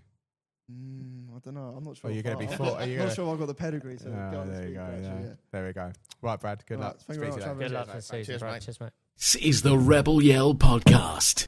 So we've how do we put this? Because you rudely interrupted us last season. You just came, plonked yourself down in front of a microphone. Where's my invite? I mean, you lived in Essex or you were in the car with Hagee. You're like, we're never here. So, I mean, Hagee's gone. I did text you. Yeah, unfortunately. And you jumped straight into his shoes, mate. I mean, you couldn't wait to become the official correspondent, could you? I mean, Jesus Christ. Talk about leaving the bed warm, mate. God, but the new correspondent for the 25-26 season. Temi Babalola, welcome to the Rebel Yell podcast officially, because we officially invited you. Thank you very much. I have to say, firstly, we have said it on the podcast. You were fantastic on Saturday, really good. It's you just not that you were never good before, but you seem to have come on so much. But I don't want to sit there thinking that. It's also you were shit before, but now you're actually all right. There was a song we used to sing at Charter. He used to be shy, but now he's all right. But I just seen your fitness levels and everything over the summer seems to have come on like tenfold, and you were just fantastic up there in that position. I felt So good. well done, firstly, mate. Yeah. Well Thank you done. very much. Appreciate it. Yeah. So you say you feel good. You had a good pre-season then, yeah? Yeah, very different pre-season to what I'm normally used to. But tried to kill us. Yeah. Well, are you one of the full timers? I don't think Aggie's even started yet. No. He's yeah, I am. I'm one of the full timers, and I'm enjoying it. You know, I didn't think I would enjoy it as much as I am, because when we first started, it was like, and because it's like Monday morning, Tuesday evening, Thursday, Friday morning. Can get a bit tough. I've got to teach him how to use the microphone. He's now the official correspondent, sorry. So the Thursday night to Friday morning can be a bit tough, but I'm enjoying it at the moment. Yeah. And I feel good. My body's in probably the best shape I've been in a long time. So, yeah, man, I'm ready for them. Like really see that on Saturday, the shift you put in. So with 10 men as well. Yeah. You know, it was a lot, you know, a lot of focus on you. Well, the manager's Young Player of the Year last season, so congratulations on that. Obviously, everything was up in the air this summer, as it is in every non-league club. So was it never a question that you'd sign here again? I mean, I'm sure you got offers from elsewhere, but we know how much you enjoyed the club. And, you know, was it, you know, when you heard they wanted to re-sign, I'm like, yeah, I'm up for this. Obviously, when I came, the fans took me in so well. And you guys, I hope. Just a bit, yeah. We do love you, just a bit. But yeah, took a bit of time, and then everything started to click. Yeah. And I just felt at home, and season ended, there was offers, you know, rumours here and there. But after I spoke to Aggie and he outlined what he wanted for the club and what he wanted for me, the role I would play in this club, and I thought that was a no-brainer. Took a bit longer than it should have, but at the end of the day, we got the deal done, and I'm here and I'm ready and I'm happy. Yeah, because I think you did take a little while to confirm. We were like, oh, he must have gone, because you know they don't really announce when people leave the club. You just see it from elsewhere. I mean, apart from like contract players like Mo and like Danny and stuff like that, you know. So we weren't 100% sure, but you know, I think it's with all changes, we saw people leaving. You must have thought, oh, how's the club going to be next season? But from what we see, the team, the fitness levels, everything like that, you said a grueling pre-season, because it's never fun for you guys. Nah. But it must be, this is kind of what, I guess, when you wanted to be a footballer, this is what you dream of having, you know, a club that accepts you, likes you, the fans like you, you're playing well, you're in a setup that's, you know, the first full-time squad at Worthing. It's brilliant. No, it's fantastic. The guys in the back room and gaffer management, they're doing a great job, and they're trying to get us to where we need to be, and I feel like we're taking very, very big steps towards that. Yeah. And I'm enjoying it. And that's, for me, football, like, I haven't enjoyed as much as I have at Worthing, so yeah, I'm very glad. Did you manage to get a break away anywhere? Did you go on holiday? Nah, I felt like I needed to lock in terms of how my season started, how it ended. I felt like I couldn't have that again. Okay. So this time I just wanted to focus, and I feel like it's paying off. That shows dedication, doesn't it? And that's what we like to hear. And that's such an amazing, rewarding thing to hear as a fan, that, you know, you have your only time where you can, and you're now going into a full-time job, really. You know, you have your only time where you can go and have a break with yourself, your family, your friends, your partner, and everything like that. And you decide, no, I need to focus on my career. Because we all know the life of a footballer, you're not going to be playing football for the whole of your life. So to hear you focusing on that it must have been a decision to take, but it looks like it's been a rewarding one. No, 100%. Obviously, we're not meant to speak about it, but after what happened towards the end of last season with the league, that also like put into perspective, like I could be a more important player for the team in certain games, and I thought I wasn't. So that also had me, you know, had to lock in, had to focus, and and it's paying off by the looks of it. Yeah, and to be so close last year, and you just that little cut bit deep, more. it cut very deep, but hey. Yeah, I mean, we always say like it hurt us as fans, and you know, the frustration, thinking we were just one goal away from. We were one goal away from winning that league. Yeah, clean sheet. And, you know, we see it as fans, and we, as we say, we were lucky to be invited to the end of Players Do, and, you know, we saw you all there, and, you know, you all having a good laugh, letting your hair down, whatever. But then when Barry was talking about it, you saw Aggie, he was in pain, you saw you guys, you just, it was the first time it shut Taylor and Cashman up for the whole night, to be fair. But, you know, I mean, you knew it cut deep then, but... It's I think we've all said I think there's going to be good things this season, and it must. How's it fitting in with all these new faces? Are they all bonding, like a new changing room sort of thing? Yeah, I feel like the first week was a bit quiet. Yeah, no one was speaking. Being the first week of school. Yeah. Literally and working each other out. Trying to see who's who, what's what. I came in, didn't have my number 9 jersey, but you know. Oh, here we go. Oh my God. I came in, obviously, got to know some of the boys, and they're all very, very nice. Yeah. Very nice guys, and we all get on well now. Obviously, 6 weeks down the line, we have to. But no, very I'd be lovely worried like if you're still quiet now. Do you know what I mean? It's not quiet anymore. I think that's what we always see at Worthing. Like, no matter where or when, women's, men's team, youth team, there's always a good rapport in that changing room. Yeah, we have had some characters over the years, and I'm sure they get put in their place at time. But that's what success. I think the main reason we won that Isthmian League back to get into this league 4 years ago was because of we might not have had the best players, but we had the best morale in that, in that league and that team. 100%. So I think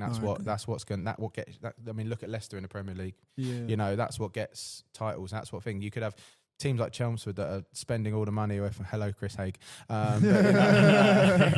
We've got teams like that are spending the money. Yeah, but it can go right or it can go very wrong. It don't buy you a team, it buys you players. Yeah, exactly. Yeah. So. But we're looking forward to it. We don't need to ask you an interesting fact. You've done that. I just want to know, actually, how do you find the travelling 4 days a week? You know what? I was just speaking to some of the boys about that earlier. It is tough. Would you consider moving closer? Not at the moment. Maybe like... You're a London boy, aren't you? Yeah, Essex. Essex, yeah. Well, I was born in London, but now I live in Essex. But I feel like sometimes, like the Thursday night to Friday morning, I would consider moving, like just for that day. Sorry, okay, just staying down here just for that day. Yeah, but right now I'm. Stu Evans apparently got a bed in his room. Likes to loan out to footballers. Yeah, we need to have a conversation about that. Actually, you better get in there before someone else does, mate. I'm sure Stu. He's always got someone. Temi, brilliant pre-season, brilliant start to the season. Good luck against Horsham on Saturday, first Sussex derby for the season. An important game, and we look forward to catching you up every month with our new correspondent, mate. So thanks for having me, guys. Appreciate it. You're welcome. Enjoy. Cheers. This is the Rebel Yell podcast. We got them. We got Temi. We got Brad. We got Aggie. It's a full house, guys. So I don't need to edit the beginning. I mean, you know what? It's touching speaking to Brad about that because, like we had with Cashman, he's not had a great time. You think it's all song roses being at Wembley, being at West Ham, but obviously, there's a deeper story there that it's not a thing to get in. Speaking as an old git, you learn a lot in life from the things that don't go quite so well. You learn a lot more. You learn a lot more from it than you do the things. And I think did it make him more determined to succeed again? Have a second. He's still really young. He's still got plenty of time to do it. He can go again. I agree. Yeah, but not too soon. Well, good luck on Saturday, guys, and we look forward to Temi being to see our new podcast. What was it? What did we call them again? Correspondent. So him and Elle for the season. So thank you. But it is time. We haven't done it for a couple of months. Should we do a bit of Stroop waffling?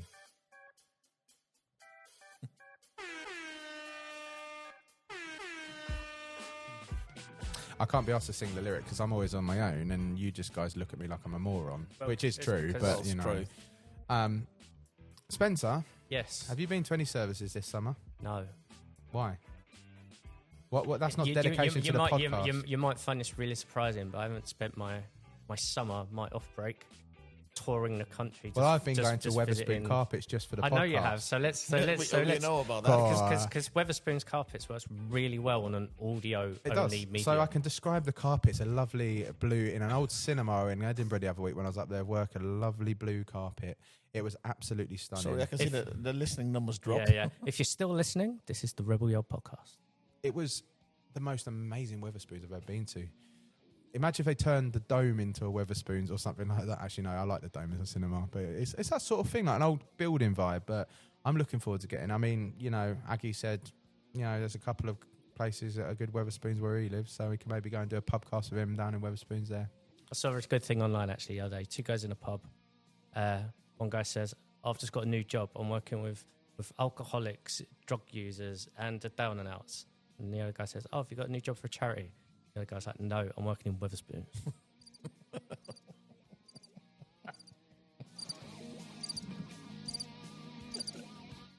Come on. Oh, he doesn't like that. It's Andy Wetherspoon. No, he doesn't like it. He looks offended.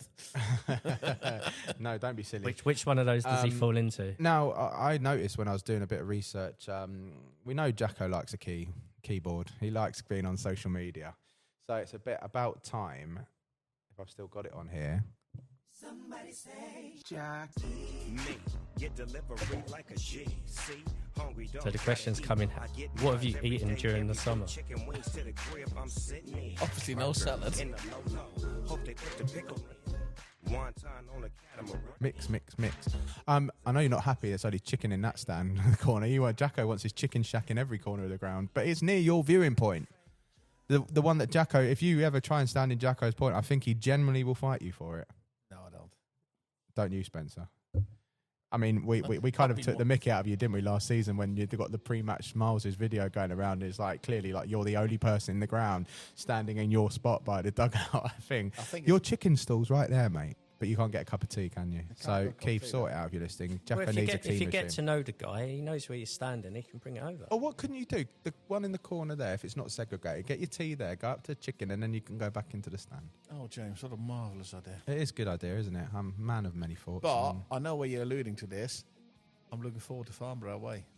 Why Farnborough? The loaded fries, they're amazing. Oh, but Horsham Burger's good on Saturday. That's a good one. Well, that's the thing. Are we getting a Horsham Burger? I think it's going to be. I think it's a test poll for them because obviously this is going to be the first time they've segregated. I think ever at that ground. So it's going to be interesting to see. We're just going to get a crash test green pop-up toilet and a can bar.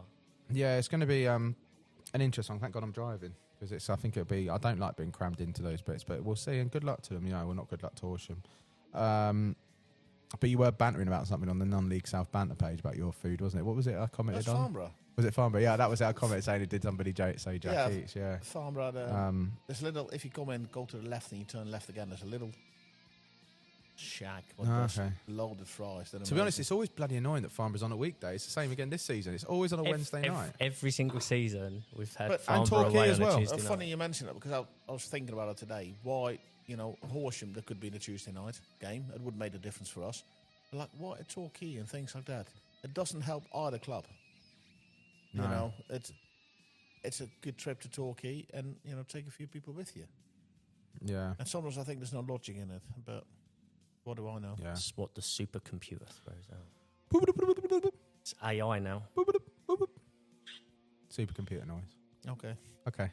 It's the heat in here that's doing it. Anyway, once again, thank you to our sponsors for renewing, MK Window Cleaning and Price Jones Electrical. The Price brothers, well, they're not brothers, but they are both Price. The price is right. The price is right this season. Come on down. Come on down. Thank you again for renewing. Thanks again for your support on the weekend with Mackie the Mackerel. If you want to be Mackie's mate, that's one thing I need to say. We please drop the Sports Association a message on email. WorthingFCSA@hotmail.com or speak to us on a match day at the Turnstiles. You'll see Jerry with his 50-50. He loves his high-vis, doesn't he? He loves his 50-50 high-vis, him and John. So spot him out for a 50-50 and speak to him if you want to be Mackie's mate. We'll be for the day and they'll explain to you what it goes. But, guys, it's lovely to be back. It's great back to be in the room. A nice podcast to begin the season. Not a live one. We've had a few people ask us if we're doing another live one. It's in the works. It'll be in the next couple of months. So I'd love to see people along to support. I mean, if we get 2,000 odd listeners a season, I'm sure we can get more than 5 in a room, can't we? Hopefully. It'll be good. It'll be a good night. What can we offer? What can we offer? Jacco will strip for you. He'll strip for you, won't you? No, thanks. Okay. Strip waffling. Very good. Yeah, merchandise. And you might see some new things coming soon. But anyway, Japs, it's been good. Good luck to Team Horsham Saturday in the women's first game of the season on Sunday, isn't it? Yeah, away. And we'll speak to you next month. Goodbye. Up the Rebels. Up the Rebels. This is the Rebel Yell Podcast.